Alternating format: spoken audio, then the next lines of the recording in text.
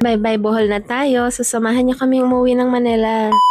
Welcome back. So maaga nga yung flight namin that day. Yung flight nga namin ay 7 a.m. Pero gumising kami na maaga. So mga 5 a.m. nasa airport na kami. Kasi binalik pa namin yung car na narentahan namin. And ayan na guys, boarding na yung flight namin. At pag ganyan, lagi nga kami nagpapahuli. It is bittersweet nga kasi iwanan na namin ng Bohol. Pero to look forward naman ay makakabalik na kami ng Manila. And after namin makabalik ng Manila, ilang days na lang din at babalik na kami ng Canada. Ika nakikita niyo naman, naka-I love Bohol pa ako kasi ayoko pang iwanan ng province na yan. Dahil nga sa paulit-ulit kong sinasabi sa mga vlogs ko na we made so much great memories. So ayan, nandito na nga kami sa Manila. So kung napanood niyo nga yung video na na-upload ko, yun nasa Manila nga kami at nagpagawa nga si Mr. ng salamin. So dito muna kami tumuloy para i-pick up yun at super excited na nga siyang makuha yung salamin niya. But before that, syempre kumain na muna kami. And dahil nga super crave na nga to si Mr. sa masarap na burger nga daw. So ayan, nag-order sila ni ate ng burger at ako naman ng chicken. And finally, nandito na kami sa condo at nag-say goodbye lang kami kay ate. At aakyat na rin kami. So 5 days nga kami dito sa Manila. Before nga kami mag-fly out papuntang Canada. And dahil nga nung nagplano kami magbakasyon dito, lahat sila may mga pasok. So kami, wala rin naman kami magagawa kundi enjoy na lang yung time namin ng dalawa. And syempre after settling in, kailangan na din namin mag-groceries para bumili ng mga kakainin. So ito nga, papunta na nga kami sa Robinson Supermarket. And nandito nga pala kami sa Eastwood, Quezon City. And dahil nga walking distance lang naman ng Robinson Supermarket dun sa condo, nilakad na lang din namin ni Mr. And then syempre para ma-enjoy na rin niya yung city view ng Eastwood, diba? Dito na nga kami sa Robinson Supermarket at tuwa nga siya kasi nakikita na niya yung mga gusto niyang bilhin. Nga na nasa Bohol kami, nahirapan nga siya maghanap ng mga gusto niyang kakainin. Kukuha lang naman kami dito ng mga few items, especially for today kasi wala nga kami pagkain. So ayan, bumili kami ng sweet corn, bumili kami ng mangoes, naghahanap kami ng kape para kay Mr. kasi nga coffee is life talaga yan. Medyo nahirapan nga kami kasi nga yung coffee dito sa Pinas, iba rin talaga sa Canada. So medyo naninibago siya. Ayun lang naman mga naging ganap that day. Salamat ulit sa panonood. Ingat kayo dyan. Bye!